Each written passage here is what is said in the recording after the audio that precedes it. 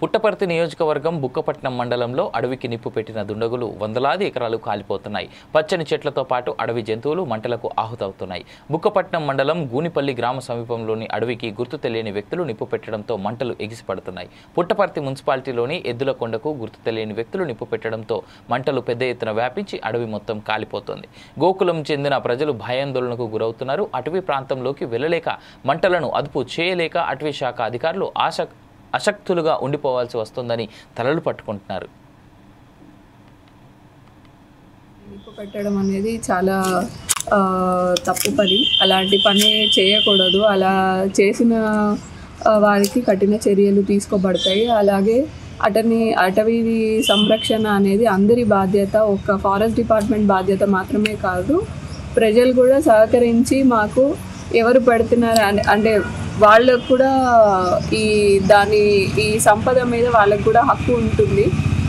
అది వాళ్ళది అని భావించి వాటిని సంరక్షించుకునే దాంట్లో మాకు తోడ్పడితే ఇంకా మేము మంచిగా అడవుల్ని రక్షించగలమని ప్రజలకు వినవిస్తున్నాం.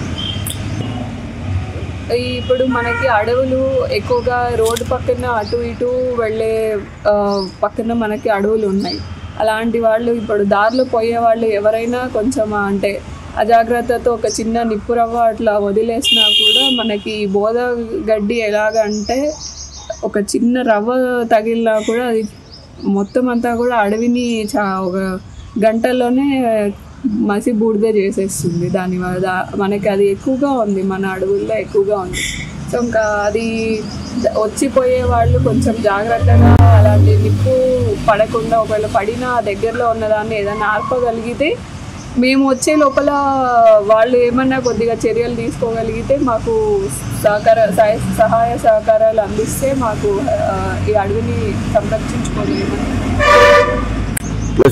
వాళ్ళు ఇప్పుడు ఖచ్చితంగా పెట్టారు అనే వాళ్ళు మనకి గిన తెలిస్తే మన విచారణలో గిన తెలిస్తే వాళ్ళ మీద ఖచ్చితంగా కఠిన చర్యలు ఉంటాయి. వాళ్ళని ఫారెస్ట్ యాక్ట్ ప్రకారం అరెస్ట్ చేసి అలాగే బిఎన్ఎస్ యాక్ట్ ప్రకారం కూడా వాళ్ళ మీద మిస్చీఫ్ యాక్ట్ కింద కూడా పెట్టి వాళ్ళ మీద కేసెస్ పెట్టేసి వాళ్ళని రిమాండ్కి పంపిస్తాము. వాళ్ళకి మినిమం అంటే ఒక సంవత్సరం నుంచి 3 సంవత్సరాల వరకు జైలు శిక్ష పడే అవకాశం ఉంది. నిప్పు పెట్టకుండా మేము ఆల్రెడీ ఇప్పుడు అంటే ఎవరైతే పోతున్నారో అడవులకు, ఎవరైతే గొర్రెల కాపర్లు ఇలాగే పశువుల కాపర్లు ఎవరైతే వెళ్తున్నారో వాళ్ళకి ముందస్తుగానే తెలియజేయడం జరిగింది.